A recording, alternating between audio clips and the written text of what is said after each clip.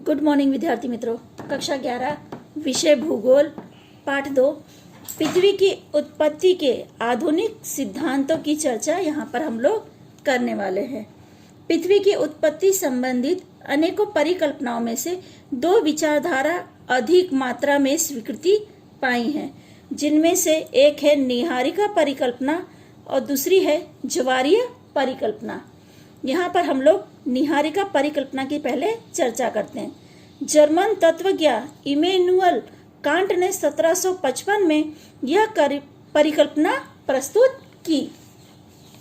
इनके मत अनुसार अरबों वर्ष पहले अंतरिक्ष में ठंडा और गतिहीन वायुमय बादल अस्तित्व में आया है।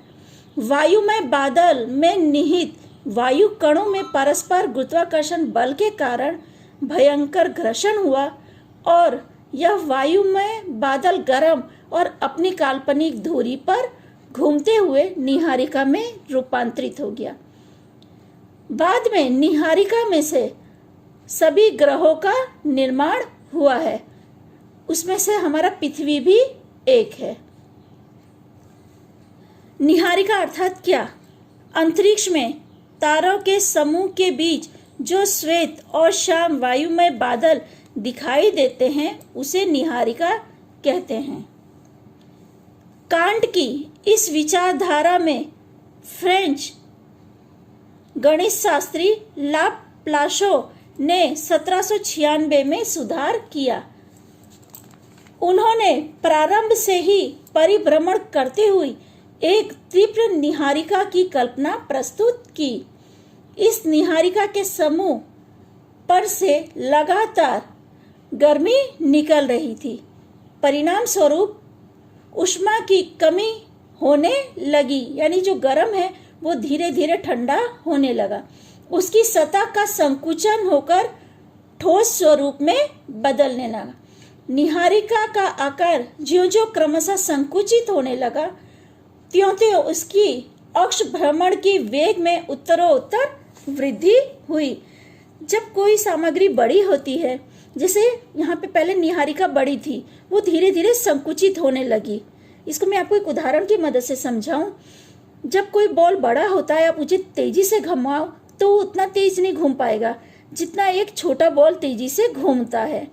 तो यहाँ पे वो बता रहे कि जैसे जैसे निहारिका संकुचित होने लगी, उसके घूमने की क्षमता और भी तेज हो गई, जिससे उसके केंद्रगामी बल की अपेक्षा केंद्र त्यागी बल बढ़ गया। केंद्र त्यागी बल के कारण निहारिका की सतह पर समायांतर एक के बाद एक वायु समय जो समूह है वो अलग होकर वृत्ताकार में आकाश में घूमने लगे। इस वायुमय पदार्थ के समूह को निहारिका के अपने गुरुत्वाकर्षण बल के कारण उसके आसपास में ही घूमने लगे। इस वायुमय पदार्थ का धीरे धीरे संयोजन और एकत्रीकरण होने से वृत्ताकार वायुमय पदार्थ ठोस गोले के रूप में रूपांतरित हो गया। यानी लाप्लासो ने यह कहा है कि एक जो निहारिका थी, वो निहारिका अपनी ही जगह पर तेजी से घूम रही थी।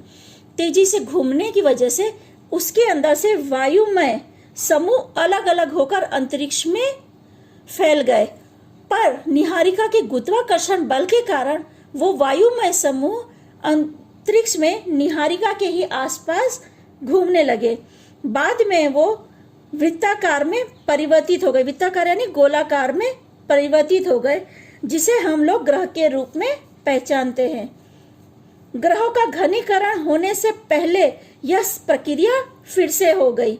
यानी जब ग्रहों का निर्माण हो रहा था, तब ये प्रक्रिया पुनः हो जाती है, तो ग्रहों के उपग्रह बने। मूल निहारिका का जो शेष भाग था वो हमारा सूर्य था। इस प्रकार हमारा सौर परिवार का जन्म करोड़ों वर्ष पहले हुआ। दूसरा टॉपिक है हमारा ज्वारीय परिकल्पना। सागर में चंद्र और सूर्य के गुरुत्वाकर्षण के बल के कारण ज्वार आता है। इस ज्वार भाटे को लक्ष्य में रखकर इंग्लैंड के भूगोलवेत्ता सर जेम्स जीन्स तथा जेफरी ने सौरमंडल की उत्पत्ति के लिए 1919 में ज्वारीय परिकल्पना प्रस्तुत की। इस परिकल्पना के मत अनुसार विशालकाय वायु पिंड में से हमारे आदि सूर्य के निकट से एक प्रवासी तारा गुजरा। इस प्रवासी तारे का कद हमारे सूर्य से कई गुना बड़ा था, जिससे उसके गुरुत्वाकर्षण बल भी अधिक था। इस प्रवासी तारे के गुरुत्वाकर्षण बल के कारण सूर्य की सतह पे ज्वार चढ़ा। प्रवासी तारा ज्यों-ज्यों सूर्य के नजदीक गया, वैसे वैसे ज्वार की ऊंचाई बढ़ गई।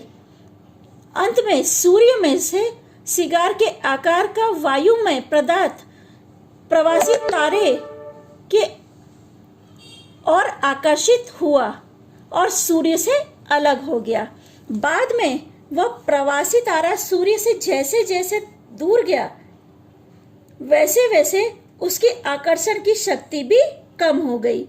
ये प्रवासी तारे के बारे में कहा जा रहा है कि सूर्य के अंदर से जो वायु में पदार्थ अलग हुआ, वो प्रवासी तारे की वजह से उसकी तरफ आकर्षित तो हुआ, पर जब वो प्रवासी तारा सूर्य से दूर चला गया, उसकी आकर्षण शक्ति कम हो गई।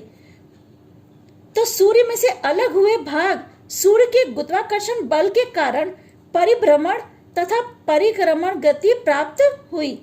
समय बीतने पर सिगार आकार अलग हुआ भाग ठंडा होने लगा। संकुचन की प्रक्रिया के कारण उनमें विभाजन हुआ, जिसमें से ग्रहों का निर्माण हुआ। सूर्य और ग्रहों के बीच इन प्रक्रिया का पुनरावर्तन होने से उपग्रहों का निर्माण हुआ।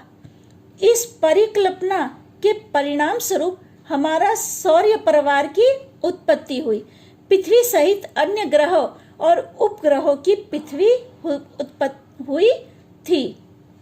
उपग्रहों की संख्या इत्यादि अनेकों प्रश्न जो थे या ग्रहों को लगते जो प्रश्न थे, उनका निवारण ज्वारीय परिकल्पना से प्राप्त हुआ। इस विचारधारा को काफी विद्वानों ने माना और ये लोकप्रिय भी और सर्वस्वीकृत भी बनी। हमारा सौरमंडल एक ही प्रकार के वायु में पदार्थ की ज्वारीय प्रक्रिया से बना हुआ है। ठीक है विद्यार्थी मित्रों, आगे की चर्चा हम लोग अगले वीडियो में करेंगे।